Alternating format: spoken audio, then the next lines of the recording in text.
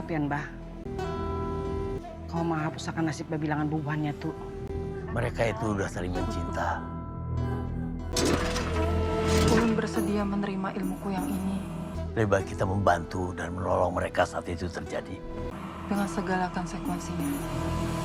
Rame-rame ada apa, Pak RT? Ada kuyang terlihat di kampung kita sini. Ayolah kasih kita cari.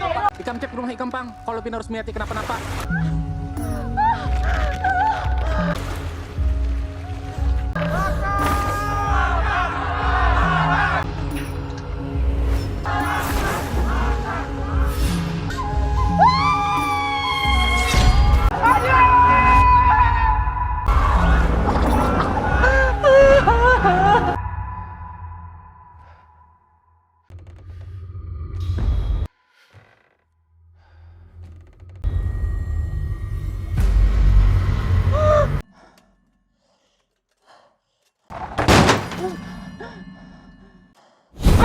Selamat datang di channel Calon Jurnalis. Di sini kami sajikan kisah-kisah penuh drama, konflik, dan perjuangan hidup dengan gaya bercerita yang mendalam. Siapkan hatimu, karena setiap detik dalam narasi ini akan membawa kamu ke dalam dunia yang tak terduga.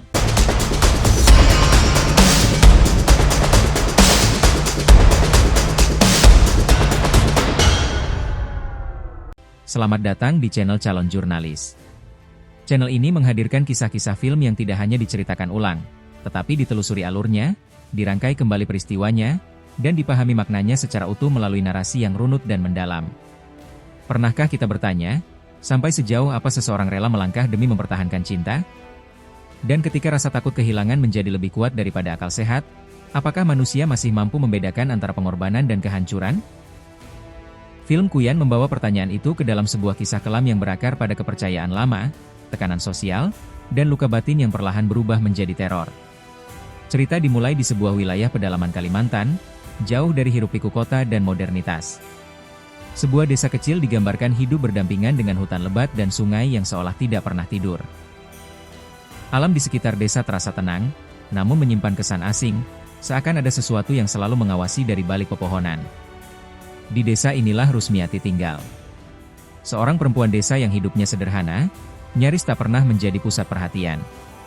Sehari-hari, Rusmiati menjalani perannya sebagai istri dengan penuh kepatuhan. Ia dikenal pendiam, jarang membantah, dan selalu berusaha menjaga keharmonisan rumah tangganya. Rusmiati menikah dengan Badri, seorang pria yang secara sosial berada di atas kebanyakan warga desa. Badri berasal dari keluarga berada dan disegani. Ia memiliki usaha dan tanah, serta dikenal sebagai sosok yang tegas dan rasional. Pernikahan mereka awalnya dipandang sebagai keberuntungan besar bagi Rusmiati. Namun sejak awal, pernikahan ini tidak sepenuhnya berdiri di atas persetujuan semua pihak. Ibu Badri, perempuan tua yang sangat memegang adat dan garis keturunan, tidak pernah benar-benar menerima Rusmiati. Bagi sang ibu, Rusmiati dianggap tidak sepadan, terlalu sederhana, dan tidak membawa nilai tambah bagi garis keluarga. Meski demikian, Badri tetap menikahi Rusmiati. Keputusan itu diambil tidak lama setelah ibunya meninggal dunia. Kehilangan tersebut menjadi latar emosional yang membayangi awal pernikahan mereka. Badri terlihat ingin segera membangun kehidupan baru, sementara Rusmiati berusaha menyesuaikan diri dengan peran barunya sebagai istri di keluarga yang sejak awal terasa dingin. Tahun-tahun awal pernikahan berjalan relatif tenang. Tidak ada pertengkaran besar yang ditampilkan, tidak pula kebahagiaan yang berlebihan. Hubungan mereka digambarkan datar, stabil, dan berjalan sebagaimana rumah tangga pada umumnya di desa. Rusmiati menjalankan tugas domestik, sementara Badri sibuk dengan urusan pekerjaan dan relasi sosialnya. Masalah mulai muncul secara perlahan ketika waktu berlalu dan Rusmiati belum juga mengandung anak.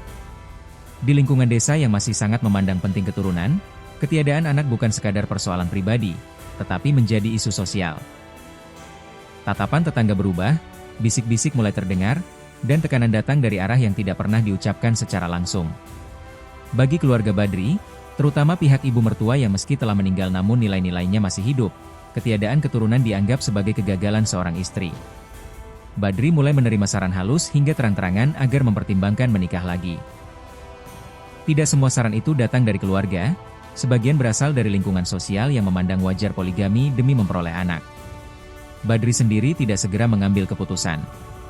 Ia tidak langsung menolak, tetapi juga tidak membela Rusmiati dengan tegas. Sikap diamnya justru menjadi beban tersendiri bagi Rusmiati. Setiap tatapan Badri yang kosong, setiap keheningan di meja makan, terasa seperti ancaman yang tak pernah diucapkan. Rusmiati mulai merasa terasing di rumahnya sendiri. Ia menyimpan kecemasan itu sendirian, tanpa berani membaginya kepada siapapun. Rasa takut kehilangan Badri tumbuh perlahan, bercampur dengan perasaan tidak berharga dan bersalah. Dalam diam, ia mulai mempertanyakan dirinya sendiri, merasa tubuh dan keberadaannya adalah penyebab semua masalah. Bab pertama ini ditutup dengan gambaran Rusmiati yang berdiri sendiri di depan rumahnya pada suatu malam. Hutan di kejauhan tampak gelap dan sunyi. Angin bergerak pelan, membawa suara-suara alam yang samar. Kamera seakan menegaskan bahwa di balik ketenangan desa tersebut, sebuah perubahan besar sedang menunggu untuk terjadi, dimulai dari kegelisahan seorang perempuan yang takut kehilangan cinta. Rusmiati mulai menjalani hari-harinya dengan perasaan yang berbeda. Jika sebelumnya ia menjalankan rutinitas tanpa banyak berpikir, kini setiap pagi terasa berat. Ia bangun lebih awal dari biasanya, menyiapkan keperluan Badri dengan tangan yang sedikit gemetar, seakan takut melakukan kesalahan kecil yang bisa memperburuk keadaan. Tatapan Badri yang dulu hangat kini sering kosong, kadang dingin, dan lebih sering diam. Keheningan di antara mereka menjadi jarak yang tak terlihat namun terasa nyata. Di desa, perubahan sikap Rusmiati mulai disadari orang-orang terdekat. Ia jarang tersenyum, jarang ikut berbincang dengan tetangga, dan lebih sering menunduk ketika berpapasan. Bisik-bisik semakin jelas terdengar, meski tidak pernah diucapkan langsung kepadanya. Beberapa perempuan mulai membicarakan kemungkinan Badri mengambil istri kedua. Bagi masyarakat desa, itu bukan hal yang asing, bahkan dianggap wajar demi melanjutkan garis keturunan. Tekanan itu tidak hanya datang dari luar. Dalam dirinya sendiri, Rusmiati terus bergulat dengan rasa bersalah. Ia merasa gagal sebagai istri. Setiap bulan yang berlalu tanpa tanda-tanda kehamilan membuatnya semakin tenggelam dalam ketakutan. Ia mulai menghindari pembicaraan tentang anak, bahkan menjauh dari ibu-ibu hamil di desa karena kehadiran mereka seperti cermin yang memantulkan kekurangannya. Suatu malam, Badri pulang lebih larut dari biasanya. Rusmiati menunggunya di ruang tengah, duduk dalam gelap. Ketika Badri masuk, percakapan singkat terjadi, dingin dan kaku. Tidak ada pertengkaran, namun justru ketenangan itulah yang menyakitkan.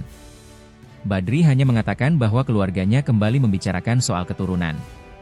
Ia tidak menyalahkan Rusmiati secara langsung, tetapi juga tidak memberikan pembelaan. Kalimat-kalimatnya terdengar netral, namun bagi Rusmiati, itu seperti vonis yang perlahan dijatuhkan. Malam itu, Rusmiati tidak bisa tidur. Ia mendengar suara hutan dari kejauhan, suara serangga, dan angin yang menyusup melalui celah jendela. Dalam gelap, pikirannya dipenuhi bayangan kehilangan. Ia membayangkan Badri menikah lagi, rumah yang kini ia tempati bukan lagi miliknya, dan dirinya kembali menjadi perempuan tak berarti di mata siapapun. Ketakutan itu tumbuh menjadi keputusasaan. Keesokan harinya, Rusmiati bertemu dengan seorang perempuan tua di pasar desa. Perempuan itu dikenal pendiam dan jarang bergaul, sering dianggap aneh oleh warga. Dalam percakapan singkat yang awalnya tidak berarti, perempuan tua itu menyinggung soal perempuan-perempuan yang dulu juga takut kehilangan suami. Ia menyebutkan kisah lama yang jarang dibicarakan, tentang perempuan yang memilih jalan terlarang demi mempertahankan rumah tangganya.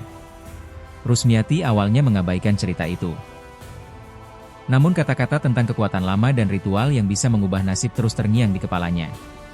Cerita itu tidak disampaikan dengan ancaman, melainkan dengan nada datar, seolah sekadar menyebut fakta yang telah lama ada. Malam berikutnya, rasa penasaran Rusmiati mulai mengalahkan rasa takutnya. Ia mulai mengingat cerita-cerita yang dulu pernah didengarnya sejak kecil.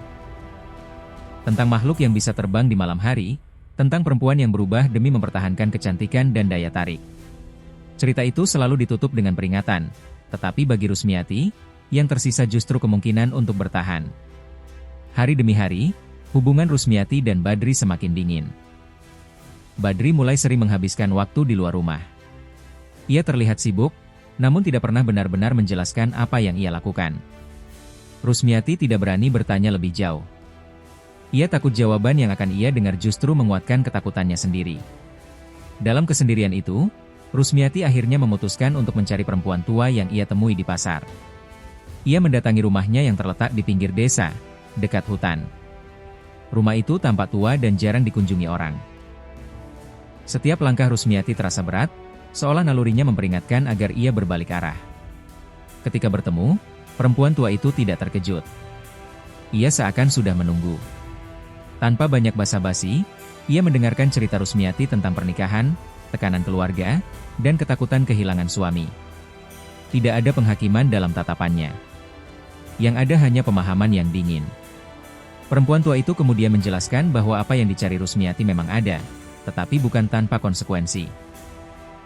Ia menyebutkan nama ajian lama yang diwariskan turun-temurun, ajian yang bisa membuat seorang perempuan tetap menarik dan tidak ditinggalkan. Namun ia juga menegaskan bahwa kekuatan itu menuntut pengorbanan dan ikatan yang tidak bisa diputus begitu saja. Rusmiati pulang dengan pikiran yang kacau. Ia tahu jalan yang ditawarkan itu berbahaya, tetapi rasa takut kehilangan Badri lebih besar daripada ketakutannya pada hal-hal gaib. Di rumah, ia melihat Badri tertidur tanpa menyadari kegelisahan istrinya. Wajah Badri yang tenang justru membuat Rusmiati semakin yakin bahwa ia tidak boleh kehilangan pria itu. Bab ini bergerak menuju keputusan yang belum sepenuhnya diucapkan, namun telah tumbuh di dalam hati Rusmiati. Sebuah keputusan yang lahir bukan dari keinginan akan kekuasaan, melainkan dari ketakutan, tekanan, dan cinta yang berubah menjadi obsesi. Dari sinilah, langkah pertama menuju kegelapan mulai diambil, meski Rusmiati belum sepenuhnya memahami harga yang harus dibayar. Rusmiati menghabiskan beberapa hari berikutnya dalam kebimbangan yang terus menggerogoti pikirannya. Ia berusaha kembali menjalani rutinitas seperti biasa, seolah tidak ada percakapan apapun yang pernah terjadi dengan perempuan tua di pinggir desa itu. Namun setiap kali ia menyendiri, bayangan tentang kemungkinan mempertahankan cintanya dengan cara apapun kembali muncul. Kata-kata tentang ajian lama itu terasa seperti bisikan yang tidak pernah benar-benar pergi. Di hadapan Badri, Rusmiati berusaha tampil tenang. Ia kembali merapikan diri, mengenakan pakaian yang lebih rapi, menyuguhkan makanan kesukaan suaminya, dan menahan segala kecemasan di dalam dadanya. Badri menyadari perubahan itu, tetapi ia menanggapinya dengan sikap biasa saja. Tidak ada pujian, tidak ada kehangatan berlebih. Sikap Badri yang datar justru membuat Rusmiati semakin takut, karena ia merasa semua usahanya tidak cukup. Suatu sore, Badri menerima kunjungan kerabat jauh dari kota. Percakapan mereka terdengar samar dari dalam rumah. Rusmiati mendengar kata-kata yang membuat jantungnya berdegup lebih kencang, pembicaraan tentang perempuan lain, tentang perjodohan, dan tentang masa depan keluarga. Tidak ada keputusan yang diambil saat itu, namun bagi Rusmiati, percakapan tersebut cukup menjadi tanda bahwa waktunya hampir habis. Malam itu, Rusmiati kembali tidak bisa tidur. Ia menatap langit-langit rumah, mendengarkan napas Badri yang teratur di sampingnya. Ia menyadari betapa besar ketergantungannya pada pria itu. Hidupnya, identitasnya, dan harga dirinya seolah melekat sepenuhnya pada status sebagai istri Badri. Tanpa status itu, ia merasa tidak memiliki apa-apa. Akhirnya, Rusmiati kembali mendatangi rumah perempuan tua di pinggir desa. Kali ini langkahnya lebih mantap, meski ketakutan masih jelas terasa. Perempuan tua itu menerimanya tanpa banyak bicara. Mereka duduk berhadapan dalam ruangan yang remang, hanya diterangi lampu minyak yang cahayanya bergetar pelan. Rusmiati menyatakan niatnya dengan suara lirih. Ia tidak menyebutkan ajian itu secara gamblang, namun perempuan tua itu memahami maksudnya. Dengan nada serius, ia kembali mengingatkan bahwa jalan yang akan ditempuh Rusmiati bukan jalan kembali. Sekali melangkah, akan ada ikatan yang mengikat jiwa dan raga. Ajian itu bukan sekadar ritual, melainkan perjanjian. Dalam penjelasannya, perempuan tua itu menceritakan asal-usul ajian yang dikenal masyarakat sebagai kuyan. Dahulu, ajian ini dipelajari oleh perempuan-perempuan yang merasa terpojok oleh keadaan. Mereka ingin mempertahankan kecantikan, daya tarik, dan posisi dalam keluarga. Namun setiap perempuan yang memilih jalan ini, perlahan kehilangan kemanusiaannya. Mereka tidak lagi sepenuhnya hidup sebagai manusia biasa. Rusmiati mendengarkan dengan hati berdebar. Ada bagian dari dirinya yang ingin berlari, namun ada bagian lain yang justru semakin yakin. Ketika perempuan tua itu menanyakan kesiapannya, Rusmiati hanya terdiam sesaat sebelum akhirnya mengangguk pelan. Ritual tidak dilakukan saat itu juga. Perempuan tua itu meminta Rusmiati mempersiapkan diri, baik secara fisik maupun batin. Ada pantangan yang harus dipatuhi, ada benda-benda yang harus disiapkan, dan ada waktu tertentu yang dianggap paling tepat. Semua itu disampaikan dengan rinci, seolah memastikan bahwa Rusmiati benar-benar memahami apa yang akan ia hadapi. Hari-hari berikutnya, Rusmiati menjalani masa persiapan dengan penuh kecemasan.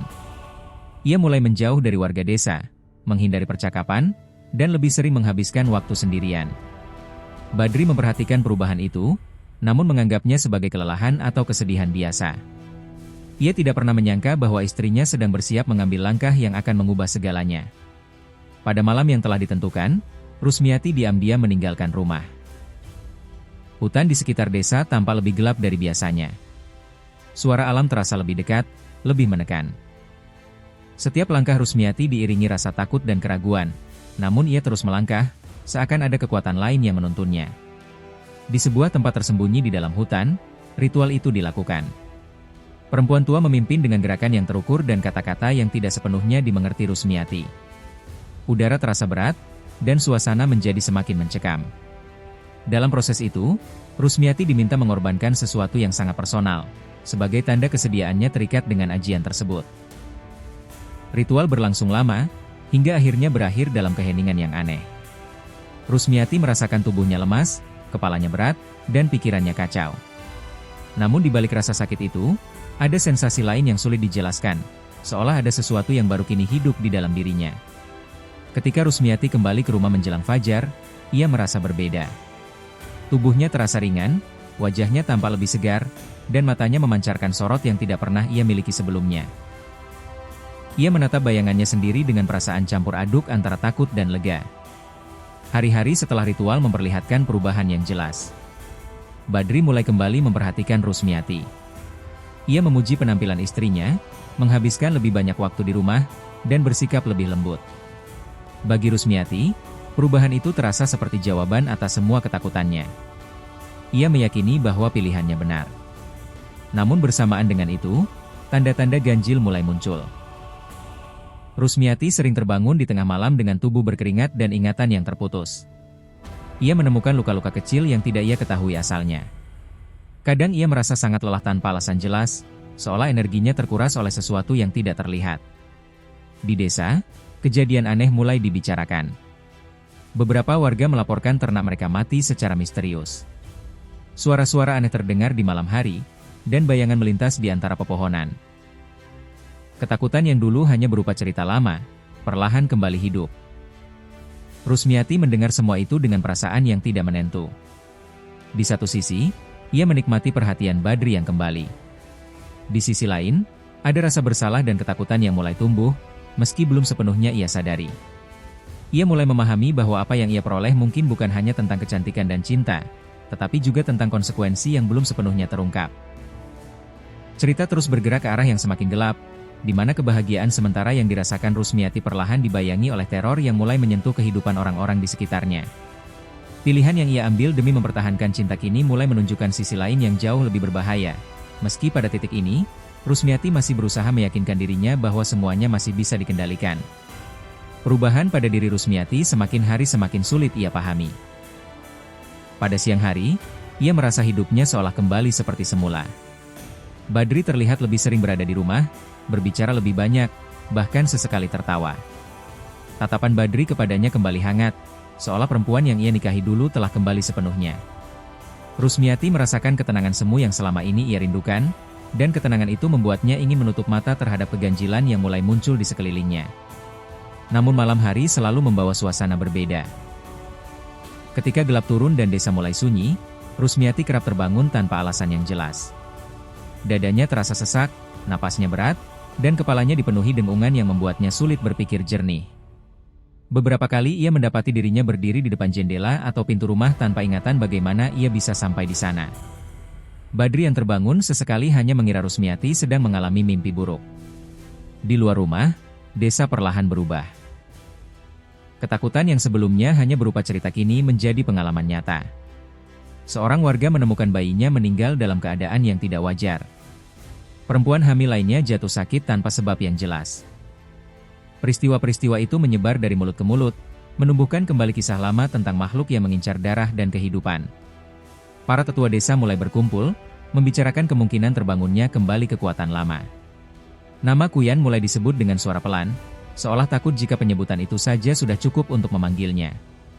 Beberapa warga mulai memasang penangkal sederhana di rumah masing-masing, sementara yang lain memilih tidak keluar rumah setelah matahari terbenam.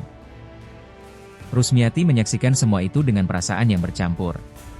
Ia merasa terhubung dengan ketakutan desa, namun juga berusaha meyakinkan dirinya bahwa semua kejadian itu tidak ada kaitannya dengan dirinya. Setiap kali rasa bersalah muncul, ia menepisnya dengan mengingat alasan awalnya melakukan semua ini. Ia hanya ingin mempertahankan rumah tangganya. Ia tidak berniat mencelakai siapapun. Badri mulai merasakan keganjilan di sekitarnya. Ia mendengar keluhan warga, melihat perubahan suasana desa, dan merasakan ketegangan yang semakin terasa. Sebagai seseorang yang dihormati, beberapa warga datang kepadanya untuk menyampaikan kekhawatiran mereka. Badri mendengarkan dengan serius, meski belum sepenuhnya mempercayai cerita-cerita mistis itu. Baginya, semua kejadian pasti memiliki penjelasan rasional. Namun keraguan mulai muncul ketika Badri memperhatikan perubahan pada Rusmiati. Luka-luka kecil di tubuh istrinya semakin sering terlihat. Rusmiati kerap terlihat sangat lelah di pagi hari, meski tidur lebih lama dari biasanya. Beberapa kali Badri mendengar suara aneh dari arah dapur atau belakang rumah pada malam hari, namun ketika diperiksa, tidak ada apapun di sana. Pada suatu malam, Badri terbangun dan mendapati Rusmiati tidak berada di sampingnya. Pintu belakang rumah terbuka, dan udara malam masuk membawa hawa dingin. Badri memanggil nama istrinya, tetapi tidak ada jawaban. Ia melangkah keluar rumah dengan perasaan tidak enak, namun hanya menemukan kegelapan dan keheningan. Ketika ia kembali ke dalam, Rusmiati sudah berada di kamar, terbaring seolah tidak pernah pergi. Rusmiati tidak dapat menjelaskan apa yang terjadi. Ia sendiri tidak mengingat apapun. Kejadian itu membuat Badri semakin curiga, meski ia belum berani mengutarakannya. Di sisi lain, Rusmiati mulai merasakan ketakutan yang lebih nyata.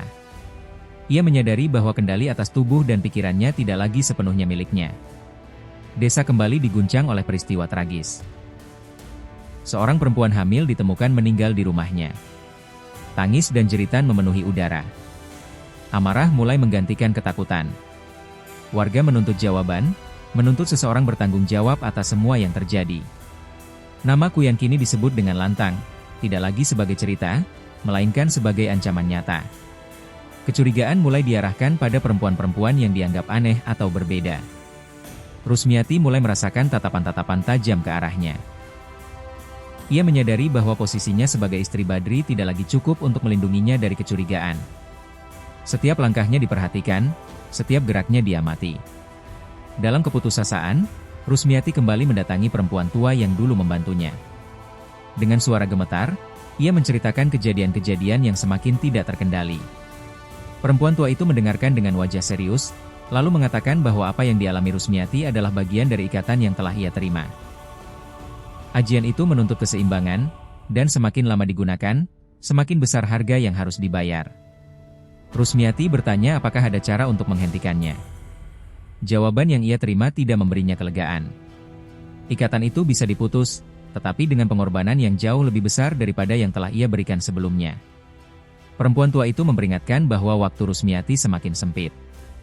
Jika ia terus menyangkal kenyataan, bukan hanya dirinya yang akan hancur, tetapi seluruh desa. Ketika Rusmiati kembali ke rumah, ia mendapati Badri duduk sendirian di ruang tengah. Tatapan Badri penuh pertanyaan. Ia telah mendengar terlalu banyak cerita, melihat terlalu banyak tanda, dan mulai menyadari bahwa semua ini mungkin tidak lepas dari orang yang paling dekat dengannya. Keheningan di antara mereka malam itu terasa lebih berat daripada sebelumnya. Rusmiati ingin berkata jujur, ingin mengungkapkan semua yang telah ia lakukan, tetapi kata-kata itu seakan terhenti di tenggorokannya. Ia takut kehilangan Badri, takut menghadapi amarah desa, dan takut pada dirinya sendiri. Sementara itu, di luar rumah, suara malam kembali terdengar, lebih dekat dan lebih menekan, seolah menandakan bahwa sesuatu yang jauh lebih besar sedang bersiap untuk terungkap. Cerita terus bergerak menuju titik di mana rahasia tidak lagi bisa disembunyikan, dan setiap pilihan yang diambil akan membawa dampak yang tidak bisa dihindari. Keesokan harinya, suasana desa semakin tegang. Warga berkumpul di balai kecil dekat lapangan, membicarakan kejadian-kejadian yang terus berulang. Tidak ada lagi nada ragu dalam suara mereka. Ketakutan telah berubah menjadi kecurigaan dan kemarahan. Para tetua desa mencoba menenangkan keadaan, tetapi desakan untuk menemukan penyebab teror semakin kuat. Setiap nama yang disebut selalu berujung pada satu kesimpulan, bahwa kekuatan lama telah bangkit kembali. Badri berada di tengah pertemuan itu. Sebagai orang yang disegani, ia diminta ikut mendengar dan memberi pandangan. Ia mencoba bersikap rasional, menyarankan agar warga tidak bertindak gegabah. Namun di dalam dirinya sendiri, keyakinannya mulai runtuh. Terlalu banyak kejadian yang tidak masuk akal, terlalu banyak kebetulan yang saling berkaitan. Setiap kali warga menyebut ciri-ciri makhluk yang mereka lihat, bayangan Rusmiati selalu muncul di benaknya. Rusmiati memilih tetap di rumah. Ia merasakan tubuhnya semakin lemah. Kepalanya sering berdenyut, penglihatannya kadang kabur, dan perasaannya mudah berubah.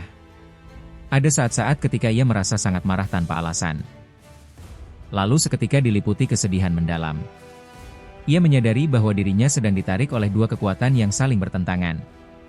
Satu bagian dirinya masih ingin hidup sebagai manusia biasa, sementara bagian lain semakin kuat menuntut sesuatu yang tidak bisa ia kendalikan. Malam itu, perubahan terjadi lebih jelas dari sebelumnya. Rusmiati terbangun dengan perasaan asing. Jantungnya berdegup kencang, dan tubuhnya terasa panas. Ia mendengar suara dari dalam kepalanya, bukan suara yang jelas, melainkan dorongan yang mendesak. Tanpa sepenuhnya sadar, ia bangkit dan berjalan keluar rumah. Kali ini, ia tidak kembali sebelum fajar. Di waktu yang sama, desa kembali diguncang teriakan. Seorang bayi ditemukan tak bernyawa. Tangis dan jeritan membelah keheningan malam. Warga berhamburan keluar rumah dengan obor dan senjata seadanya. Amarah mereka memuncak. Mereka tidak lagi ingin menunggu penjelasan atau petunjuk dari siapapun. Ketika Rusmiati kembali ke rumah menjelang pagi, tubuhnya dipenuhi luka-luka kecil dan pakaiannya basah oleh embun. Badri yang menunggunya dengan gelisah langsung menatap istrinya dengan kecurigaan yang tidak bisa lagi ia sembunyikan. Rusmiati tidak mampu menjawab pertanyaan Badri. Ia hanya menangis, seolah baru menyadari apa yang telah terjadi. Badri akhirnya menghadapi kenyataan yang selama ini ia hindari. Ia mendesak Rusmiati untuk berkata jujur. Dalam keadaan tertekan dan kelelahan, Rusmiati akhirnya mengakui semuanya. Ia menceritakan tentang ritual, ajian yang ia pelajari, dan alasan di balik keputusannya. Setiap kata yang keluar dari mulut Rusmiati terdengar seperti pukulan bagi Badri. Badri diliputi perasaan bersalah dan marah. Ia menyadari bahwa sikap dinginnya, tekanan keluarga, dan ketidakmampuannya melindungi Rusmiati telah mendorong istrinya ke jalan itu. Namun bersamaan dengan rasa bersalah, muncul ketakutan yang jauh lebih besar. Ia menyadari bahwa perempuan yang ia cintai kini terikat pada sesuatu yang berada di luar jangkauan manusia. Sementara itu, warga desa semakin dekat pada kebenaran mereka sendiri. Kecurigaan mengarah langsung pada Rusmiati. Beberapa orang mengingat perubahan sikapnya, luka-luka aneh di tubuhnya, dan fakta bahwa teror selalu terjadi di sekitar rumahnya. Tanpa menunggu bukti pasti, mereka mulai berkumpul di depan rumah Badri. Badri berdiri di hadapan warga, mencoba menahan mereka. Ia meminta waktu, meminta agar mereka tidak bertindak gegabah. Namun kemarahan masa sulit dibendung. Bagi mereka, keselamatan desa lebih penting daripada nasib satu orang. Nama Rusmiati kini disebut sebagai sumber segala malapetaka. Rusmiati mendengar suara kerumunan dari dalam rumah. Ketakutan yang selama ini ia pendam akhirnya berubah menjadi kesadaran pahit. Ia menyadari bahwa apapun yang ia lakukan, jalan kembali hampir tidak ada. Ia melihat Badri berdiri sendirian di antara warga, mencoba melindunginya, dan untuk pertama kalinya, ia benar-benar memahami harga dari keputusan yang telah ia ambil. Dalam keheningan sebelum badai, Rusmiati memutuskan untuk menghadapi konsekuensinya. Ia melangkah keluar rumah dengan tubuh gemetar, menatap wajah-wajah penuh amarah di depannya. Di saat itulah, kegelapan di dalam dirinya kembali bergejolak, seolah menolak untuk dilepaskan begitu saja. Konflik antara cinta, rasa bersalah, dan kekuatan gelap mencapai titik yang tidak bisa lagi dihindari. Semua yang terjadi di desa, semua teror dan penderitaan, kini berpusat pada satu pilihan terakhir yang harus diambil. Pilihan yang akan menentukan apakah kisah ini akan berakhir sebagai penebusan atau kutukan yang terus hidup. Kerumunan warga yang berkumpul di depan rumah Badri semakin padat. Api obor bergetar tertiup angin malam, memantulkan bayangan wajah-wajah yang diliputi kemarahan dan ketakutan. Suasana terasa panas, meski udara malam sebenarnya dingin. Rusmiati berdiri di ambang pintu, tubuhnya gemetar, sementara Badri berada setengah langkah di depannya. Seolah menjadi perisai terakhir antara istrinya dan amarah desa. Warga mulai berteriak menuntut keadilan. Mereka menyebut nama-nama korban, bayi dan perempuan hamil yang telah meninggal. Setiap teriakan menusuk hati Rusmiati. Ia menunduk, air matanya jatuh tanpa suara. Dalam kepalanya, kenangan tentang ritual itu kembali berputar. Suara perempuan tua, kata-kata peringatan yang dulu ia abaikan. Kini semuanya terasa terlambat. Badri mencoba menenangkan warga, meminta mereka memberi waktu agar masalah ini diselesaikan dengan cara yang lebih bijak. Namun sebagian warga tidak lagi mau mendengar. Bagi mereka, ancaman harus segera dihilangkan. Ketakutan telah menghapus empati. Mereka tidak melihat Rusmiati sebagai seorang istri atau tetangga, melainkan sebagai sumber malapetaka. Dalam situasi itu, tubuh Rusmiati tiba-tiba melemah. Ia merasakan dorongan kuat dari dalam dirinya, sesuatu yang ingin keluar dan melawan. Napasnya memburu, penglihatannya mengabur. Ia berpegangan pada dinding rumah agar tidak jatuh.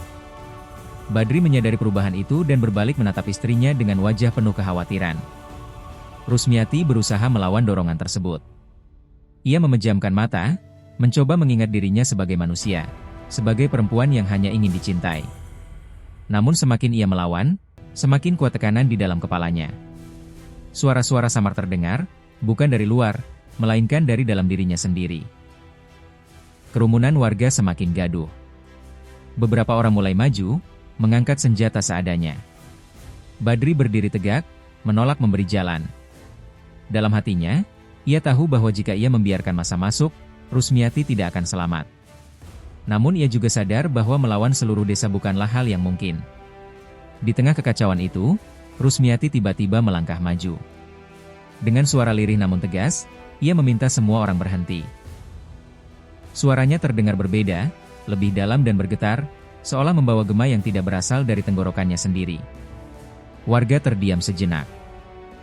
Terkejut oleh perubahan itu, Rusmiati mengakui perbuatannya di hadapan semua orang. Ia mengakui bahwa ia telah mempelajari ajian terlarang demi mempertahankan rumah tangganya. Ia tidak menyangkal bahwa teror yang terjadi berkaitan dengannya. Pengakuan itu membuat suasana semakin tegang.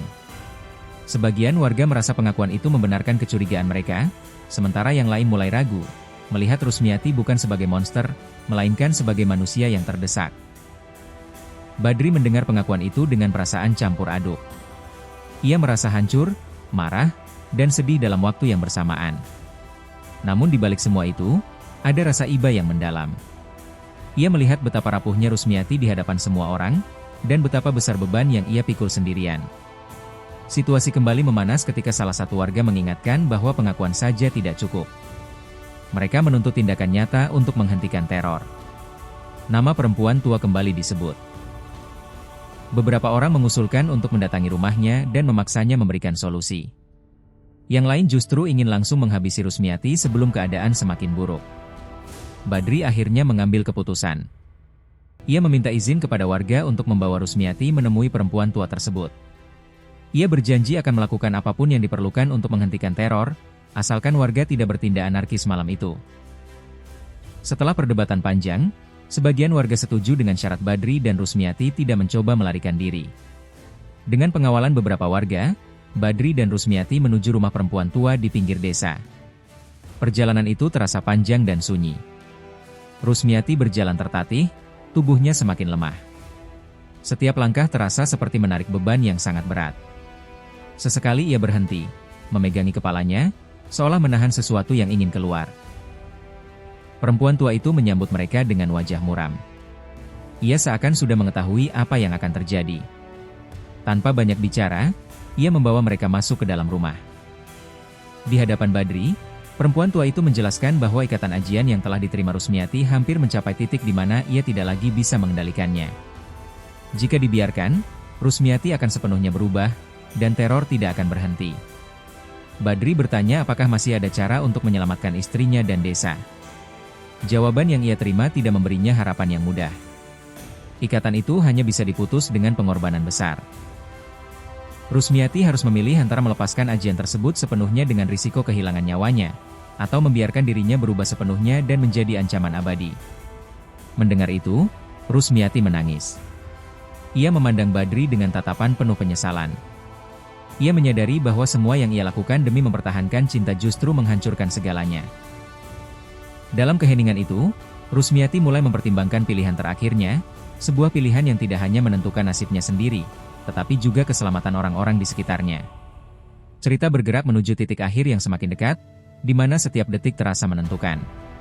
Pilihan yang akan diambil Rusmiati dan Badri tidak lagi tentang cinta semata, melainkan tentang tanggung jawab, penebusan, dan harga yang harus dibayar atas keputusan yang telah diambil. Malam semakin larut ketika perempuan tua itu mulai menyiapkan segala sesuatu. Ia meminta Badri keluar rumah dan menunggu di teras bersama beberapa anggota keluarga. Di dalam rumah, hanya Rusmiati dan perempuan tua itu yang tersisa. Lampu minyak dipadamkan sebagian, menyisakan cahaya redup yang membuat bayangan dinding bergerak pelan. Suasana menjadi sunyi, hanya terdengar suara serangga malam dan napas Rusmiati yang semakin tidak teratur. Perempuan tua itu mulai melantunkan doa-doa dalam bahasa daerah yang tidak sepenuhnya dipahami Rusmiati. Setiap kalimat terdengar berat, seolah membawa beban masa lalu yang panjang. Rusmiati duduk bersila, tangannya gemetar, matanya menatap kosong ke lantai kayu. Ia tidak sepenuhnya percaya dengan apa yang sedang terjadi, tetapi rasa takut kehilangan Badri jauh lebih besar daripada keraguannya. Perempuan tua itu lalu mengambil sebuah kain kuning tua yang sudah lusuh. Kain itu dililitkan perlahan ke perut Rusmiati. Ia berkata bahwa mulai malam itu, sesuatu akan tinggal di dalam rahimnya. Bukan manusia sepenuhnya, bukan pula makhluk yang sepenuhnya berasal dari alam manusia. Rusmiati menelan ludah. Dadanya terasa sesak, namun ia tetap diam. Upacara itu berlangsung lama. Tubuh Rusmiati mulai terasa panas dan dingin secara bergantian. Keringat dingin mengalir dari pelipisnya. Pada satu titik, ia merasa seperti ada sesuatu yang bergerak di dalam perutnya, meski belum ada tanda-tanda kehamilan. Ia menjerit pelan, namun suara itu seakan tertahan di tenggorokannya. Ketika upacara selesai, perempuan tua itu memperingatkan Rusmiati dengan suara datar. Anak yang akan lahir nanti harus dirawat sesuai aturan. Tidak boleh dilanggar. Jika melanggar, maka akibatnya bukan hanya untuk Rusmiati, tetapi untuk seluruh keluarga Badri. Setelah mengatakan itu, perempuan tua tersebut pergi tanpa menoleh lagi. Hari-hari berikutnya berlalu dengan perubahan yang perlahan namun terasa. Rusmiati mulai sering merasa mual, pusing, dan kelelahan yang tidak wajar. Badri memperhatikannya, tetapi tidak banyak bertanya. Keluarga Badri justru terlihat puas ketika tanda-tanda kehamilan mulai terlihat. Mereka menganggap ritual itu berhasil. Beberapa bulan kemudian, Rusmiati dinyatakan hamil. Berita itu disambut dengan sukacita oleh keluarga besar Badri. Ia kembali mendapatkan posisi terhormat di rumah itu. Namun, kebahagiaan itu tidak pernah benar-benar sampai ke hatinya. Setiap malam, Rusmiati sering terbangun karena mimpi buruk. Ia bermimpi tentang hutan gelap, suara tangisan bayi, dan sosok bayangan yang memanggilnya dengan suara lirih. Kehamilan Rusmiati berjalan tidak biasa. Perutnya membesar lebih cepat dari seharusnya. Nafsu makannya berubah drastis. Ia lebih sering menginginkan makanan mentah dan berbau amis. Ketika ia menolak, tubuhnya terasa lemah seolah kehilangan tenaga. Badri mulai merasa ada yang tidak wajar, namun tekanan dari keluarganya membuat ia menahan pertanyaan-pertanyaan itu. Saat usia kandungan memasuki bulan ke-7, Rusmiati mulai mendengar bisikan-bisikan, terutama saat malam. Suara itu memanggilnya dengan sebutan ibu. Awalnya ia mengira hanya halusinasi karena kelelahan, namun suara itu semakin jelas dan sering. Setiap kali suara itu muncul, perutnya terasa berdenyut, seolah ada makhluk yang merespons panggilan tersebut. Badri mulai menyadari perubahan sikap Rusmiati. Istrinya menjadi pendiam, sering menatap kosong, dan kadang berbicara sendiri. Namun setiap kali Badri bertanya, Rusmiati selalu menjawab bahwa ia baik-baik saja. Ia takut jika kebenaran terungkap, semua yang telah ia lakukan akan sia-sia. Hari kelahiran tiba di tengah hujan lebat. Tidak ada bidan yang berani datang karena kondisi jalan dan cuaca. Proses persalinan berlangsung di rumah dengan bantuan perempuan-perempuan desa. Teriakan Rusmiati terdengar memecah malam. Wajahnya pucat, tubuhnya melemah, namun proses itu berlangsung cepat dan tidak wajar. Ketika bayi itu lahir, ruangan mendadak hening. Bayi tersebut tidak langsung menangis. Tubuhnya tampak seperti bayi manusia pada umumnya, namun ada sesuatu yang membuat semua orang terdiam. Matanya terbuka lebar, menatap sekeliling dengan tatapan yang tidak lazim untuk bayi yang baru lahir. Beberapa perempuan menunduk, tidak berani menatap terlalu lama. Tangisan bayi akhirnya pecah, namun suaranya terdengar serak dan berat. Perempuan tua yang dulu memimpin ritual kembali muncul malam itu. Ia menggendong bayi tersebut dan tersenyum tipis.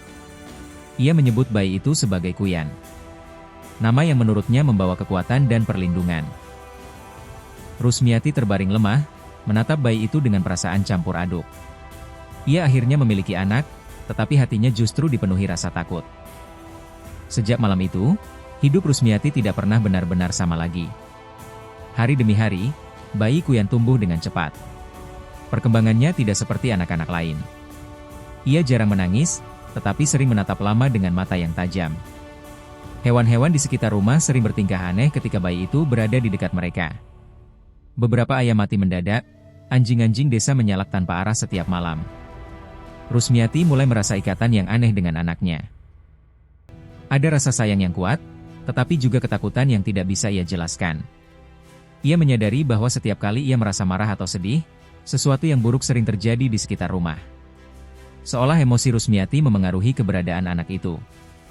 Badri berada dalam kebingungan yang semakin dalam.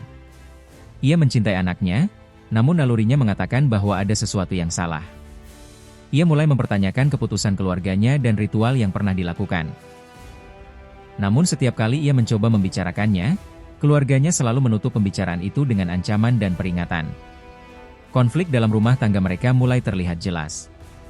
Rusmiati semakin terisolasi, terjebak antara perannya sebagai ibu dan rasa bersalah yang terus menghantuinya. Kuyan tumbuh di tengah ketegangan, menjadi pusat dari semua ketakutan dan harapan yang saling bertabrakan. Dan dari titik inilah, perlahan-lahan, konsekuensi dari pilihan Rusmiati mulai menampakkan wujudnya satu persatu, membawa keluarga itu menuju peristiwa-peristiwa yang tidak pernah mereka bayangkan sebelumnya. Kehadiran Kuyan di rumah itu perlahan mengubah ritme kehidupan semua orang di dalamnya. Pada siang hari, segalanya tampak berjalan normal. Kuyan terlihat seperti bayi pada umumnya, tidur lama, jarang menangis, dan mudah ditenangkan. Namun ketika malam datang, suasana rumah berubah menjadi terasa lebih berat. Udara seolah menekan, suara malam terdengar lebih dekat, dan Rusmiati sering terbangun karena perasaan diawasi. Setiap kali Rusmiati terbangun, ia selalu mendapati Kuyan terjaga. Mata bayi itu terbuka lebar, menatap ke arah sudut ruangan yang gelap. Tatapan itu tidak pernah kosong. Ada kesan seolah ia melihat sesuatu yang tidak bisa dilihat orang lain. Rusmiati mencoba menenangkan diri dengan menggendongnya. Namun ketika Kuyan berada dalam pelukannya, jantung Rusmiati justru berdetak lebih cepat, bukan karena takut, melainkan karena ikatan yang aneh dan sulit dijelaskan. Desa mulai merasakan dampak kehadiran Kuyan tanpa mereka sadari sepenuhnya. Beberapa warga mengeluhkan hasil ladang yang membusuk lebih cepat. Ada yang kehilangan ternak tanpa jejak. Anak-anak kecil sering menangis tanpa sebab ketika melewati rumah Badri. Semua kejadian itu tidak pernah dibicarakan secara terbuka, tetapi bisik-bisik mulai beredar, mengaitkan semua kejadian aneh itu dengan anak Rusmiati. Badri semakin tertekan. Ia berada di antara dua dunia. Di satu sisi, ia adalah ayah yang ingin melindungi anak dan istrinya. Di sisi lain, ia adalah bagian dari keluarga yang sejak lama memegang teguh kepercayaan lama. Setiap kali ia melihat Rusmiati termenung, ia merasa bersalah, tetapi tidak berani menentang orang-orang yang selama ini mengendalikan hidupnya. Rusmiati sendiri mulai mengalami perubahan batin yang semakin dalam. Ia sering merasa kelelahan meski tidak melakukan banyak aktivitas. Tubuhnya terasa ringan sekaligus berat dalam waktu bersamaan. Dalam beberapa kesempatan, ia merasa seperti kehilangan kendali atas pikirannya. Ia melihat bayangan-bayangan lewat di depan mata, mendengar suara memanggil namanya, dan merasakan dorongan untuk pergi ke hutan pada malam hari. Dorongan itu semakin kuat seiring bertambahnya usia Kuyan. Ketika bayi itu mulai belajar duduk dan merangkak, perubahan di sekitarnya menjadi lebih nyata. Tanaman di halaman rumah tumbuh tidak beraturan. Ada yang layu mendadak, ada pula yang tumbuh terlalu subur hingga akarnya merusak tanah. Rusmiati menyadari bahwa setiap kali ia merasa terhubung kuat dengan anaknya, alam di sekitarnya seakan merespons. Suatu malam, Rusmiati terbangun dan mendapati dirinya berdiri di luar rumah tanpa ingatan bagaimana ia bisa sampai di sana. Kaki telanjangnya menyentuh tanah basah, dan di tangannya, ia menggendong Kuyan. Bayi itu tidak menangis. Ia justru terlihat tenang, seolah memang menginginkan berada di luar rumah pada jam itu. Rusmiati kembali masuk dengan tubuh gemetar, kesadarannya perlahan kembali, namun peristiwa itu meninggalkan bekas ketakutan yang dalam. Badri mulai memperhatikan bahwa istrinya sering berjalan dalam tidur. Ia mencoba berjaga setiap malam, tetapi kelelahan membuatnya lengah. Pada suatu kesempatan, ia melihat Rusmiati duduk di sudut rumah, berbisik kepada Kuyan dengan bahasa yang tidak ia kenal. Ketika Badri mendekat, Rusmiati tersentak dan langsung diam. Wajahnya menunjukkan kepanikan, seolah rahasia besar hampir terbongkar. Seiring waktu, keluarga Badri kembali memanggil perempuan tua yang dulu memimpin ritual. Perempuan itu datang dengan wajah yang sama datarnya. Ia memeriksa Kuyan dengan saksama, menatap mata anak itu lama sekali. Setelah itu, ia mengatakan bahwa Kuyan mulai menuntut haknya. Ia menyebut bahwa ikatan antara Rusmiati dan anak itu semakin kuat, dan jika tidak dijaga, keseimbangannya akan terganggu. Rusmiati mendengarkan dengan ketakutan. Ia mulai menyadari bahwa hidupnya tidak lagi sepenuhnya miliknya. Setiap langkah, setiap perasaan, seolah diawasi oleh sesuatu yang lebih besar dari dirinya. Ia ingin menolak, ingin lari, namun rasa cintanya pada Kuyan menahannya. Anak itu tetaplah darah dagingnya, apapun asal-usulnya. Ketegangan di rumah semakin terasa. Badri mulai mempertanyakan semua yang terjadi. Ia bertanya kepada ibunya, kepada kerabat-kerabatnya, tentang kebenaran ritual yang dilakukan. Namun setiap pertanyaan selalu dijawab dengan kemarahan atau ancaman. Mereka mengatakan bahwa semua ini demi kelangsungan keluarga, demi nama baik, dan demi keturunan. Desa mulai menunjukkan tanda-tanda penolakan. Beberapa warga enggan melewati rumah Badri. Ada yang menyarankan agar Rusmiati dan anaknya diasingkan. Namun keluarga Badri menolak mentah-mentah. Mereka justru semakin protektif terhadap Kuyan, seolah anak itu adalah aset yang harus dijaga, bukan manusia yang perlu dipahami. Di tengah semua itu, Rusmiati semakin terhimpit. Ia mulai menyadari bahwa pilihannya di masa lalu telah menyeret banyak orang ke dalam konsekuensi yang panjang. Ia ingin menghentikan semua ini, tetapi tidak tahu caranya. Setiap kali ia berpikir untuk melawan, ia merasakan sakit yang luar biasa di dadanya, seolah ada sesuatu di dalam dirinya yang menolak niat itu. Kuyan tumbuh menjadi anak kecil dengan kecerdasan yang tidak wajar.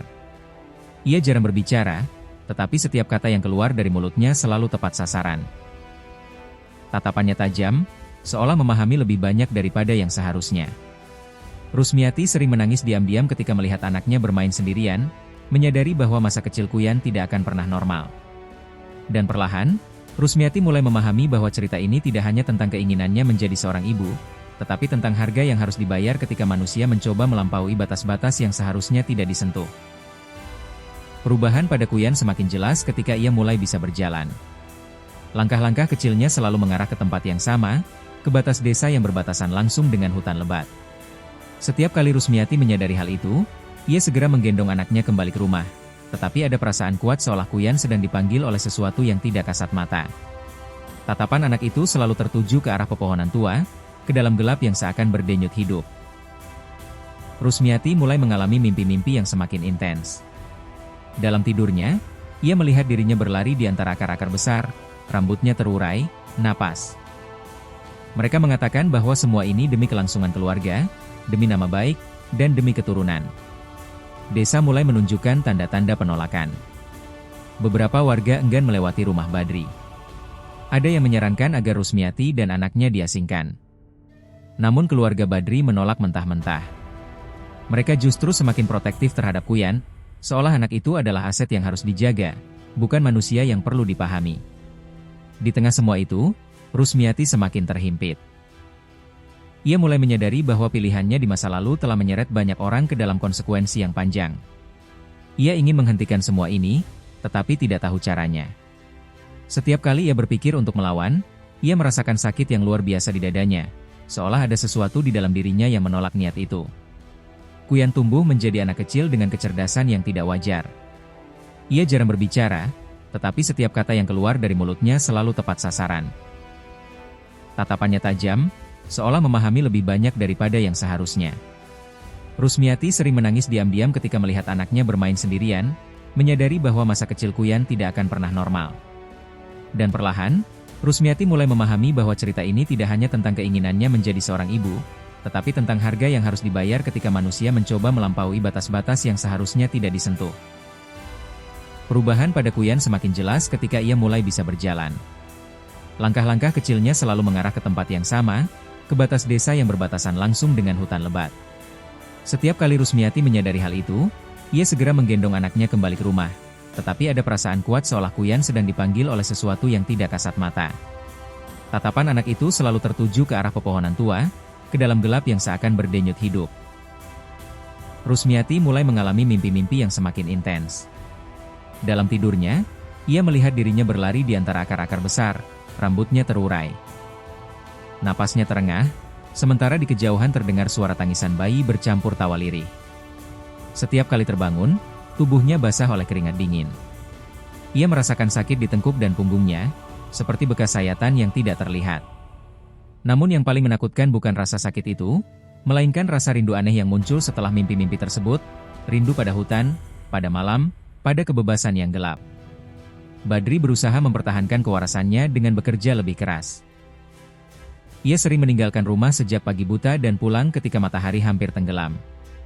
Namun jarak itu justru membuatnya semakin merasa kehilangan kendali. Setiap kali ia pulang, ia merasakan rumahnya bukan lagi tempat yang sama. Bau tanah basah dan dedaunan kering selalu tercium, bahkan ketika tidak hujan. Suara-suara halus seperti gesekan kuku di kayu sering terdengar dari langit-langit rumah. Hubungan Badri dan Rusmiati menjadi dingin tanpa mereka sadari. Mereka jarang berbicara tentang perasaan masing-masing. Setiap percakapan selalu berhenti pada hal-hal praktis, seolah membicarakan yang lain akan membuka luka yang terlalu dalam. Badri ingin menolong istrinya, tetapi ia juga takut. Ada bagian dalam dirinya yang mulai percaya bahwa Rusmiati telah berubah menjadi sesuatu yang tidak sepenuhnya manusia. Suatu malam, desa diguncang oleh kejadian yang membuat ketakutan warga mencapai puncaknya. Seorang ibu hamil ditemukan meninggal di tepi sungai dengan kondisi yang mengerikan. Tidak ada luka senjata, tetapi tubuhnya seolah kehilangan sesuatu yang sangat vital. Warga segera mengingat semua kejadian aneh yang telah terjadi selama ini. Nama Rusmiati mulai disebut dalam bisikan yang semakin keras. Kabar itu sampai ke telinga Badri. Ia pulang dengan wajah pucat dan langkah tergesa. Di rumah, ia menemukan Rusmiati sedang duduk di lantai, memeluk Kuyan erat-erat. Tatapan Rusmiati kosong, seolah ia baru saja kembali dari tempat yang sangat jauh. Badri ingin bertanya. Ingin menuntut penjelasan, tetapi kata-kata itu terhenti di tenggorokannya.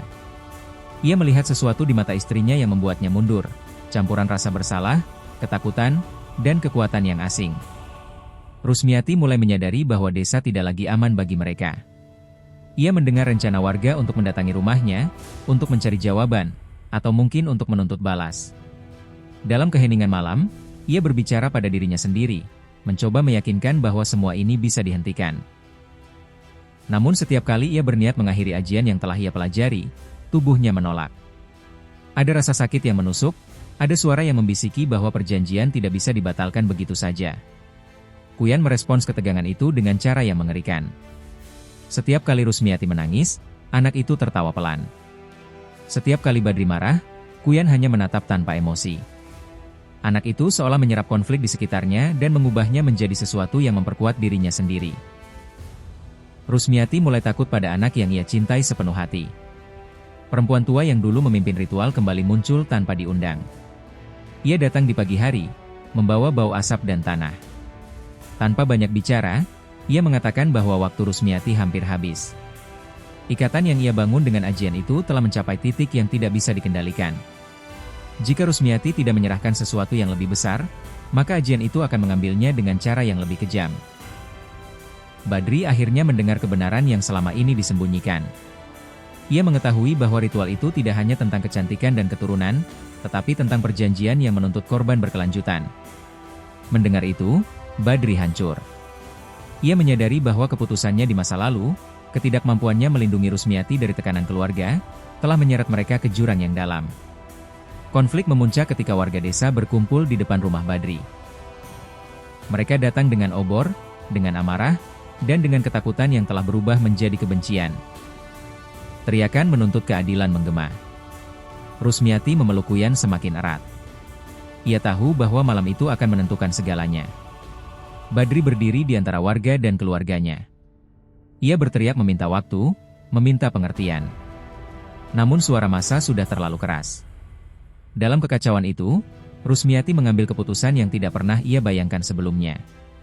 Ia melangkah keluar rumah, menyerahkan dirinya pada sorotan mata yang penuh amarah. Di hadapan warga, Rusmiati mengakui semuanya. Ia mengakui bahwa dialah sumber teror yang menghantui desa. Ia mengakui bahwa cinta dan ketakutannya telah membutakan dirinya. Suaranya gemetar, tetapi ada ketenangan aneh di wajahnya. Untuk pertama kalinya, ia merasa jujur pada dirinya sendiri. Kuyan menangis keras, tangisan yang tidak seperti tangisan anak kecil. Tangisan itu terdengar seperti jeritan panjang yang membuat bulu kuduk semua orang berdiri. Angin berhembus kencang, obor-obor berkedip, dan hutan di kejauhan seolah bergerak mendekat. Rusmiati menatap Badri untuk terakhir kalinya. Tatapan itu penuh cinta dan penyesalan. Ia menyadari bahwa tidak semua cinta bisa diselamatkan, dan tidak semua kesalahan bisa diperbaiki. Dalam langkah pelan, ia berjalan menjauh dari rumah, menuju arah hutan, membawa serta semua dosa dan perjanjian yang pernah ia buat.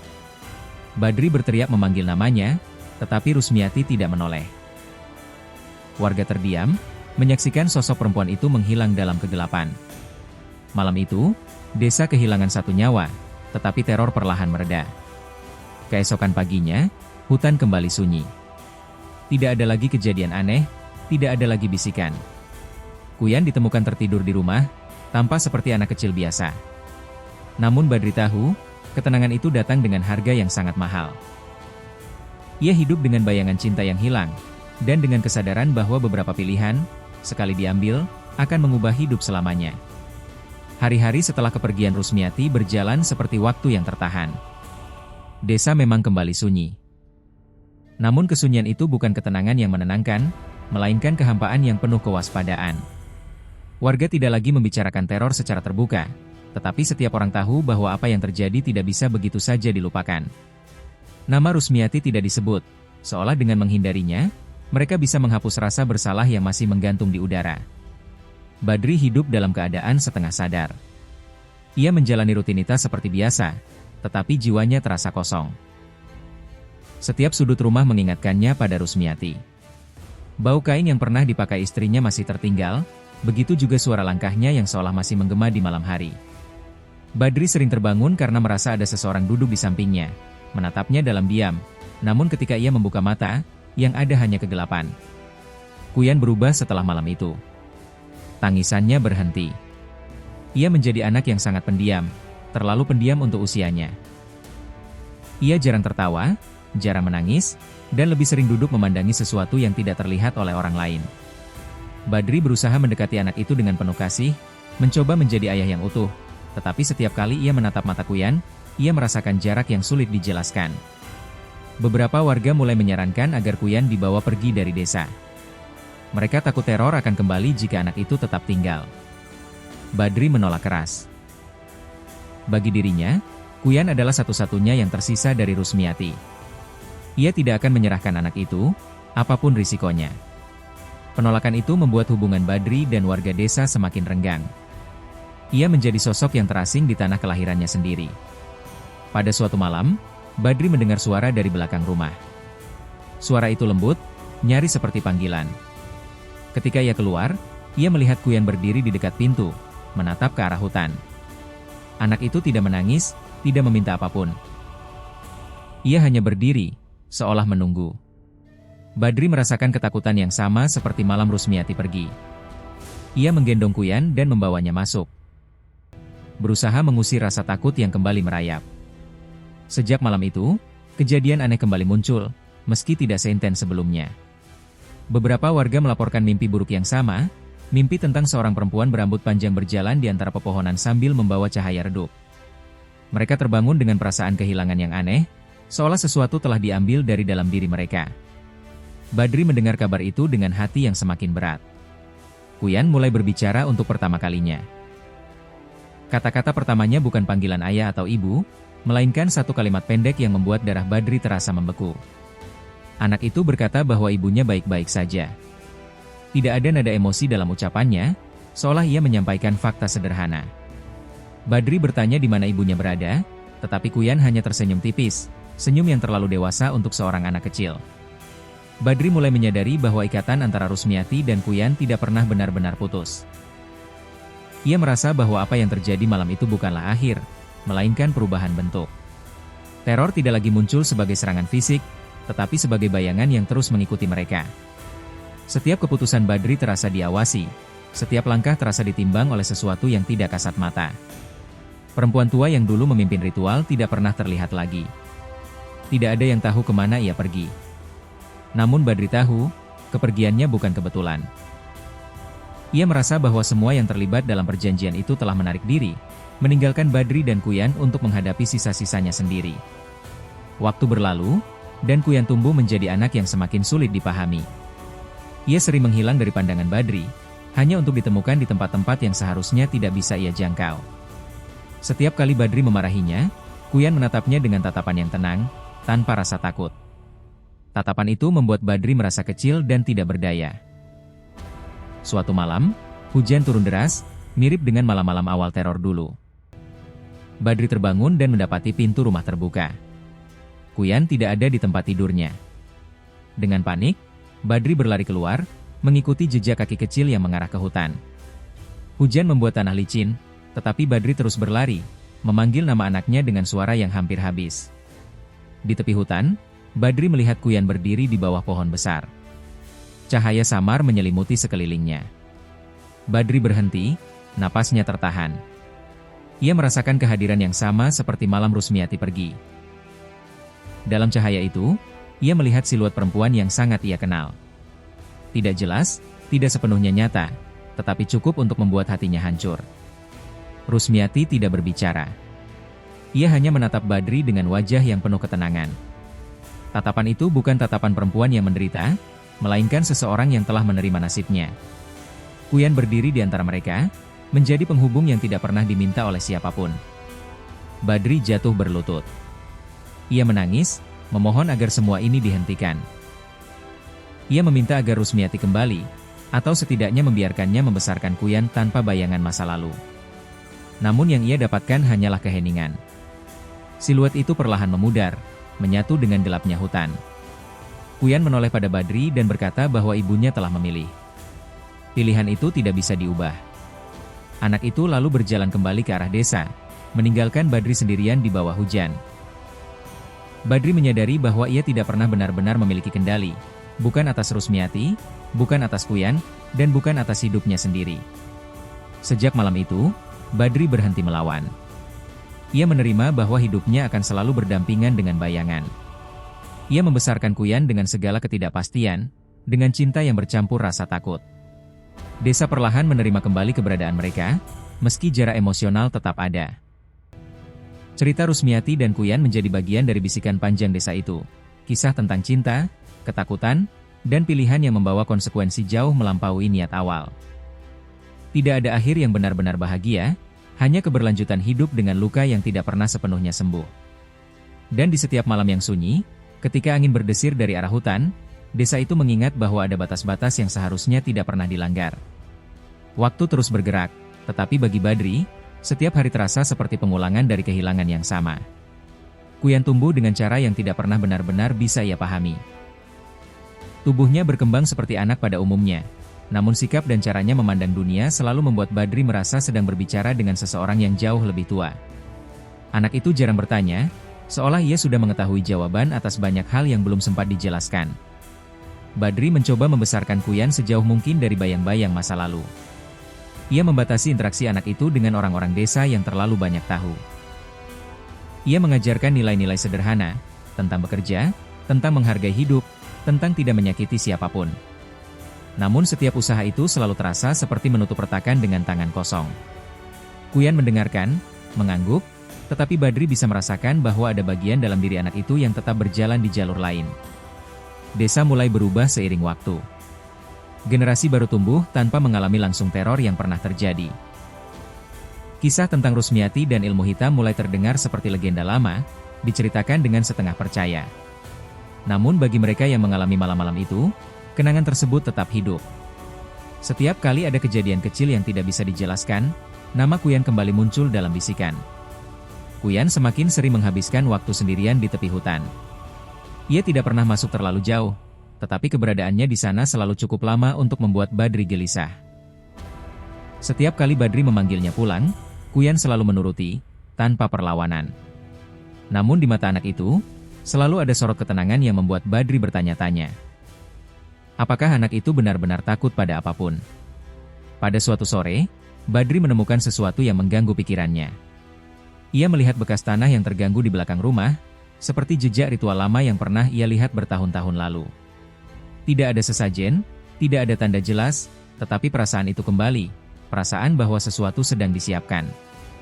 Ketika ia bertanya pada Kuyan, anak itu hanya menatapnya dan berkata bahwa tidak semua hal perlu diketahui agar bisa berjalan. Jawaban itu membuat Badri terdiam lama. Ia menyadari bahwa peran dirinya dalam hidup Kuyan mungkin bukan sebagai pengendali, melainkan sebagai penjaga keseimbangan yang rapuh. Ia mulai bertanya pada dirinya sendiri, apakah ia sedang membesarkan anak, atau justru sedang menemani sesuatu yang memiliki tujuan sendiri. Suatu malam, desa kembali diguncang oleh kejadian yang membuat luka lama terbuka. Seorang warga ditemukan jatuh sakit secara misterius. Tubuhnya melemah tanpa sebab yang jelas. Tidak ada tanda kekerasan, tidak ada penjelasan medis yang masuk akal. Orang-orang mulai mengingat pola lama. Ketakutan yang sempat terkubur perlahan bangkit kembali. Badri merasakan tekanan yang sama seperti bertahun-tahun lalu. Warga mulai menatap rumahnya dengan cara yang berbeda. Tidak ada yang berani menuduh secara langsung, tetapi sikap mereka cukup jelas. Kuyan menjadi pusat dari ketakutan yang kembali muncul. Badri mencoba menjauhkan anak itu dari desa untuk sementara waktu, berharap ketegangan bisa mereda. Malam sebelum mereka pergi, Badri terbangun karena mendengar suara langkah di luar rumah. Ketika ia keluar, ia melihat Kuyan berdiri di halaman, menatap langit malam. Bulan tampak redup, tertutup awan tipis. Badri memanggil nama anak itu, tetapi Kuyan tidak menoleh.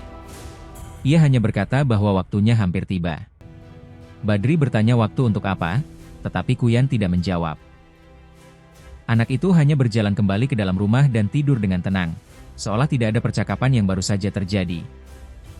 Badri duduk di sampingnya sepanjang malam, menyadari bahwa perpisahan yang ia takuti mungkin bukan tentang tempat, melainkan tentang peran. Keesokan harinya, sebelum mereka sempat pergi, desa kembali dilanda kejadian aneh. Angin bertiup kencang tanpa hujan. Pepohonan bergoyang seolah ada sesuatu yang bergerak di antara mereka.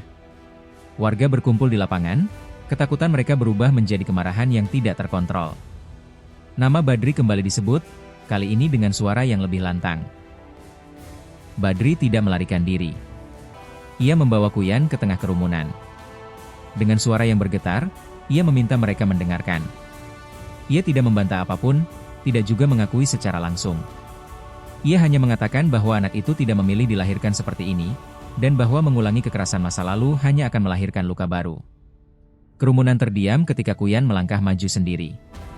Anak itu menatap satu persatu wajah warga, seolah mengenali mereka lebih dalam dari yang seharusnya. Dengan suara tenang, ia berkata bahwa apa yang mereka takutkan adalah bagian dari pilihan mereka sendiri di masa lalu.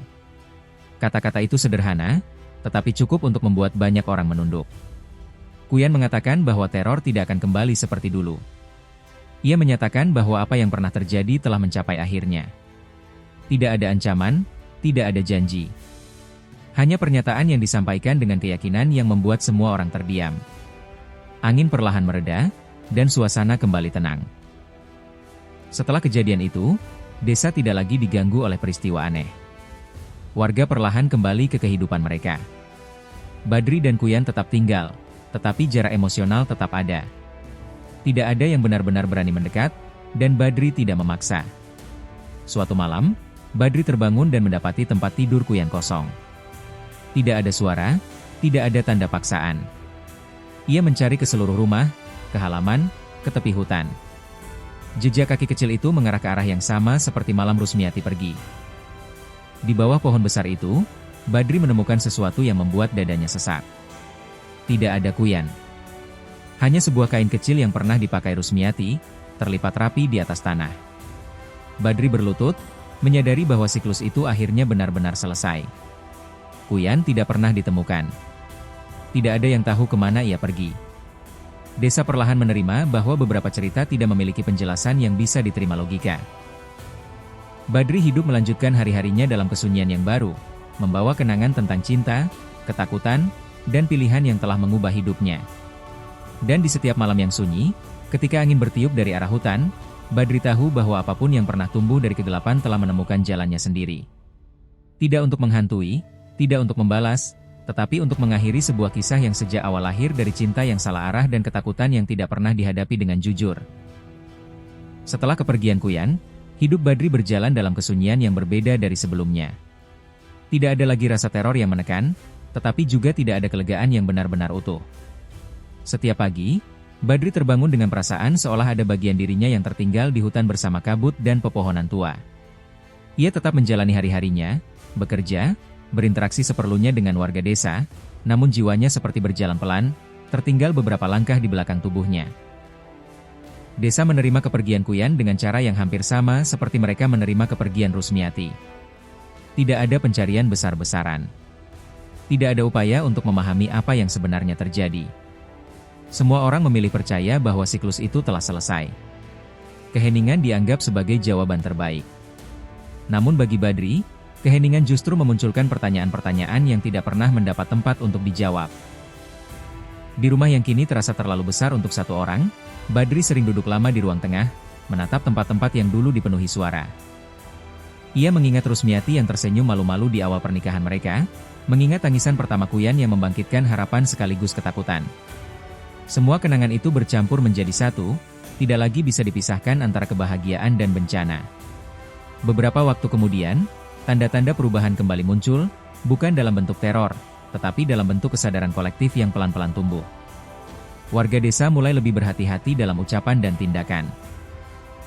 Ritual-ritual lama yang dulu sering dilakukan diam-diam mulai ditinggalkan. Tidak ada yang secara terbuka mengakui alasan mereka, tetapi kisah Rusmiati telah menjadi peringatan yang cukup kuat. Badri menjadi saksi dari perubahan itu tanpa banyak bicara. Ia tahu bahwa dirinya adalah bagian dari kisah yang membuat desa memilih jalan baru. Namun ia juga tahu bahwa harga yang ia bayar jauh lebih besar dari yang terlihat oleh orang lain. Setiap malam, sebelum tidur, ia masih mendengar suara lembut memanggil namanya, entah dari ingatan, entah dari sesuatu yang belum sepenuhnya pergi. Pada suatu malam yang sunyi, Badri bermimpi tentang Rusmiati untuk terakhir kalinya. Dalam mimpi itu, Rusmiati tidak tampak seperti sosok yang pernah ditakuti desa. Ia terlihat seperti perempuan biasa, dengan wajah lelah namun tenang. Ia tidak berbicara panjang. Ia hanya menatap Badri dan mengangguk, seolah ingin mengatakan bahwa pilihannya telah tepat, meski menyakitkan. Badri terbangun dengan air mata yang mengalir tanpa ia sadari. Untuk pertama kalinya sejak lama, ia merasa bisa bernapas lebih lega. Bukan karena lukanya sembuh, tetapi karena ia akhirnya menerima bahwa tidak semua cerita membutuhkan kehadiran fisik untuk berakhir. Beberapa kisah selesai dengan pemahaman, bukan dengan penutupan yang sempurna. Waktu terus berjalan, dan Badri menua bersama kenangan yang ia simpan sendiri. Desa tumbuh, generasi berganti, dan kisah tentang Kuyang perlahan menjadi legenda yang diceritakan dengan jarak emosional. Tidak ada lagi ketakutan yang sama. Tidak ada lagi amarah yang membara. Yang tersisa hanyalah cerita tentang cinta yang terlalu takut kehilangan, hingga berani menantang batas yang seharusnya tidak disentuh. Di penghujung kisah ini, film Kuyan tidak meninggalkan penonton dengan jawaban yang tegas, melainkan dengan perasaan yang menggantung. Tentang pilihan, tentang tekanan, tentang bagaimana cinta bisa berubah menjadi kutukan ketika dibangun di atas ketakutan. Rusmiati, Badri, dan Kuyan menjadi simbol dari manusia yang mencoba mengendalikan takdir, dan harus menerima konsekuensi dari usaha itu. Hutan tetap berdiri, sunyi dan abadi. Desa tetap hidup dengan rutinitasnya. Dan di antara keduanya, tersimpan kisah yang tidak akan pernah benar-benar hilang. Kisah tentang seorang perempuan yang ingin dicintai, seorang pria yang ingin mempertahankan keluarganya, dan seorang anak yang lahir dari perjanjian gelap yang melampaui nalar manusia. Film Kuyan menutup ceritanya di titik itu, membiarkan penonton membawa pulang rasa dingin yang pelan-pelan meresap, lama setelah layar menjadi gelap. Ketenangan yang tersisa setelah semua peristiwa itu ternyata bukanlah akhir mutlak, melainkan fase terakhir dari sebuah gema panjang. Film Kuyan membawa penonton kembali beberapa waktu setelah desa terlihat pulih. Secara kasat mata, kehidupan berjalan normal. Anak-anak kembali bermain di halaman, suara ternak terdengar setiap pagi, dan warga kembali menata hidup mereka. Namun kamera kerap menangkap detail kecil yang terasa janggal, tatapan warga yang cepat berpaling ketika melewati rumah Badri, atau senyap yang tiba-tiba muncul saat angin berhembus dari arah hutan. Badri hidup sendiri dalam rumah yang kini terasa seperti ruang ingatan. Ia tidak lagi mencoba menghapus jejak masa lalu. Ia membiarkan semua benda tetap berada di tempatnya. Pakaian Rusmiati, mainan kecil milik Kuyan, bahkan bekas goresan di dinding yang dulu ia anggap sepele. Semua itu menjadi saksi bahwa apa yang terjadi bukan mimpi, bukan pula cerita yang dilebih-lebihkan oleh ketakutan massal. Dalam beberapa adegan sunyi, film memperlihatkan Badri yang mulai sering berjalan ke batas desa. Ia tidak pernah masuk hutan, hanya berdiri di sana, menatap pepohonan yang bergoyang pelan. Tatapannya bukan tatapan orang yang menunggu, melainkan orang yang belajar menerima. Ia tidak lagi memanggil nama siapapun. Ia hanya berdiri, seolah memberi penghormatan pada sesuatu yang pernah menjadi bagian hidupnya. Desa pun perlahan berubah sikap terhadap Badri. Tidak ada permintaan maaf, tidak pula rekonsiliasi besar. Namun ketegangan mereda. Beberapa warga mulai menyapanya kembali. Mereka berbicara tentang hal-hal biasa, panen, cuaca, harga barang. Tidak ada yang berani menyentuh topik masa lalu. Film menekankan keheningan ini sebagai bentuk penyesalan kolektif yang tidak pernah diucapkan. Dalam satu adegan penting, Badri membantu seorang warga yang istrinya akan melahirkan. Ketegangan terasa di wajah semua orang. Ingatan tentang teror lama masih membekas. Namun proses persalinan berjalan normal. Tangisan bayi terdengar, sehat dan kuat. Kamera menangkap ekspresi lega yang bercampur haru di wajah Badri. Momen itu menjadi penanda bahwa siklus lama benar-benar telah terputus. Namun film tidak membiarkan rasa aman bertahan terlalu lama. Di bagian ini, penonton diperlihatkan potongan-potongan kejadian kecil yang ambigu. Seorang anak kecil di desa bercerita tentang mimpi melihat seorang perempuan di tepi hutan. Seorang pemburu menemukan bekas tanah yang terasa hangat meski hujan turun semalaman. Tidak ada teror, tidak ada korban, hanya jejak yang mengingatkan bahwa dunia tidak sesederhana yang ingin diyakini manusia. Badri mendengar semua cerita itu tanpa reaksi berlebihan. Ia justru tampak lebih tenang dibanding warga lain. Dalam satu monolog lirih, ia menyampaikan bahwa tidak semua yang berada di luar nalar harus dilawan. Beberapa hal cukup dikenali, dihormati, lalu dibiarkan berjalan sesuai jalurnya.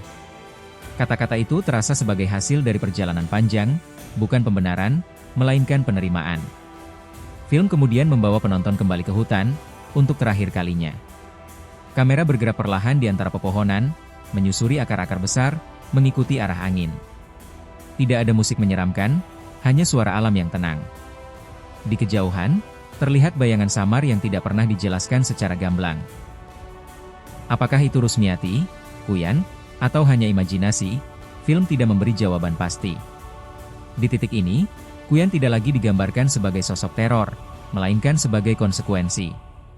Ia adalah hasil dari tekanan, ketakutan, dan ketidakadilan yang dialami Rusmiati. Film menegaskan bahwa kengerian terbesar bukanlah ilmu hitam itu sendiri, melainkan kondisi yang mendorong seseorang untuk memilih jalan tersebut. Adegan terakhir kembali ke Badri. Ia menutup pintu rumahnya pada senja hari. Kamera berhenti di wajahnya yang tenang namun menyimpan luka yang tidak akan pernah sepenuhnya sembuh. Ia menatap matahari yang perlahan tenggelam di balik hutan, lalu masuk ke dalam rumah tanpa menoleh lagi. Tidak ada dialog. Hanya keheningan yang berbicara. Film Kuyan berakhir tanpa ledakan, tanpa penjelasan eksplisit, tanpa kepastian mutlak. Ia menutup kisahnya dengan meninggalkan ruang bagi penonton untuk merenung. Tentang bagaimana cinta yang lahir dari ketulusan bisa berubah arah ketika dibebani tuntutan. Tentang bagaimana masyarakat ikut membentuk tragedi melalui tekanan dan penghakiman. Dan tentang bagaimana tidak semua kesalahan bisa ditebus dengan pengorbanan, tetapi tetap meninggalkan pelajaran yang membekas. Layar perlahan menjadi gelap. Tidak ada teror yang meloncat di detik terakhir. Yang tersisa hanyalah rasa dingin yang lembut, rasa bahwa kisah ini mungkin telah selesai, tetapi maknanya akan terus hidup di benak siapapun yang menyaksikannya. Sahabat calon jurnalis. Pada akhirnya, kisah dalam film Kuyan bukan sekadar cerita horor tentang ilmu hitam dan teror mistis di pedalaman Kalimantan. Lebih dari itu, film ini menyuguhkan cermin kehidupan yang pahit namun jujur. Kisah Rusmiati mengajarkan bahwa tekanan sosial, tuntutan keluarga, dan ketakutan kehilangan cinta bisa mendorong seseorang mengambil keputusan yang keliru, bahkan melampaui batas kemanusiaan. Ketika cinta tidak lagi dibangun di atas kejujuran dan penerimaan, ia bisa berubah menjadi beban yang menyesakkan dan berujung petaka. Badri menjadi gambaran manusia yang terlambat menyadari kesalahannya. Diamnya, ketidakmampuannya melawan tekanan, dan keinginannya untuk mempertahankan keharmonisan semu justru membuka jalan bagi tragedi yang lebih besar. Dari dirinya, kita belajar bahwa sikap pasif terhadap ketidakadilan juga merupakan bentuk pilihan, dan setiap pilihan selalu memiliki konsekuensi, baik yang terlihat maupun yang tersembunyi. Sementara itu, sosok Uyan bukan hanya simbol teror, tetapi juga simbol dari akibat panjang sebuah keputusan. Ia lahir dari cinta yang bercampur ketakutan, dari harapan yang dibangun di atas jalan gelap. Film ini seolah mengingatkan bahwa tidak semua keinginan harus dipenuhi dengan cara apapun, karena ada harga yang mungkin harus dibayar bukan hanya oleh diri sendiri, tetapi juga oleh orang-orang yang kita cintai. Hikmah terbesar dari kisah ini adalah pentingnya keberanian untuk menghadapi kenyataan, berdamai dengan kekurangan, dan menolak tekanan yang memaksa kita mengkhianati nilai-nilai kemanusiaan. Tidak semua luka bisa disembuhkan, tetapi kejujuran dan penerimaan dapat mencegah luka yang lebih dalam tercipta. Buat kamu yang ingin merasakan langsung atmosfer, emosi, dan pesan mendalam dari kisah ini, jangan hanya berhenti di narasi.